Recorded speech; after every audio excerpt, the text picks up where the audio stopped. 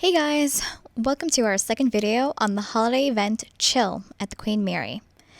In the first video, see link in the description, we covered the Holiday Adventure Park, and in this video we'll talk about the ship Queen Mary. The RMS Queen Mary is a retired ocean liner that sailed primarily on the North Atlantic Ocean from 1936 to 1967. Since retired in 1967, the Queen Mary is permanently docked in Long Beach, California, serving as a tourist attraction featuring restaurants, a museum, and a hotel. Your standard ticket to Chill includes a self-guided walking tour of the RMS Queen Mary. This includes access to the ship decks, boiler room, and a 4D theater documentary on the ship. For our visit, we arrived around 8 p.m. and spent the first 90 minutes at the Chill Adventure Park before heading to the Queen Mary.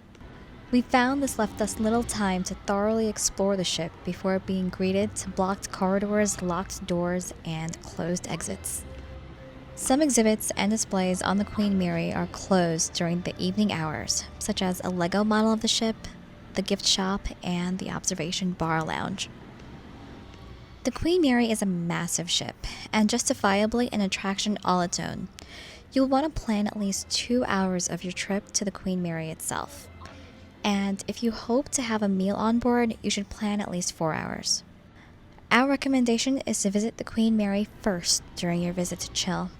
Of course, if you visit the ship outside of Chill in the holiday season, you are not splitting your time between two different attractions. This is the Queen's Salon Room. The door was originally locked when we first passed by, but later was slightly ajar. Not sure why or if ghost related, but we snuck in to capture some video.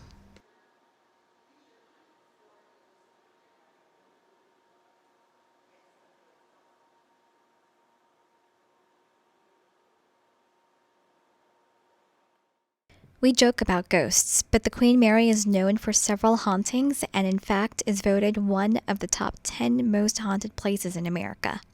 Several signs, such as this one, can be found throughout the ship, indicating areas of paranormal activity. To capitalize on this feature, the ship offers several ghost tours and other spooky adventures.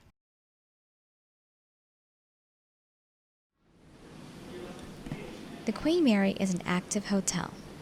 While exploring the ship, we did find guests checking in at reception and several signs asking for quiet in the room corridors.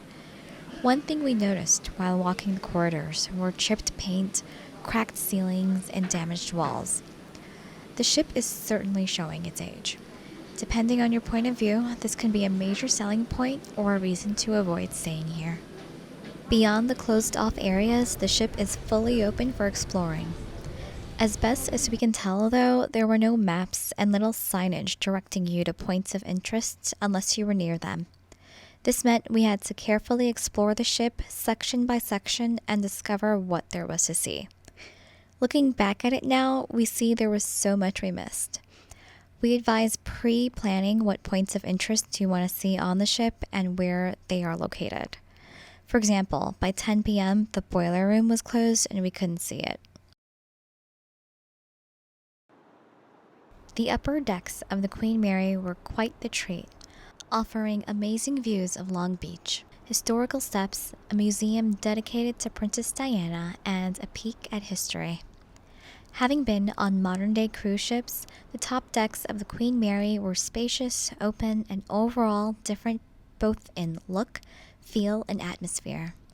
They certainly had a Titanic feel to them, which added to its beauty. And I assume this is the major selling point for visiting and staying on the Queen Mary. It certainly was a big reason why my husband wanted to visit the ship.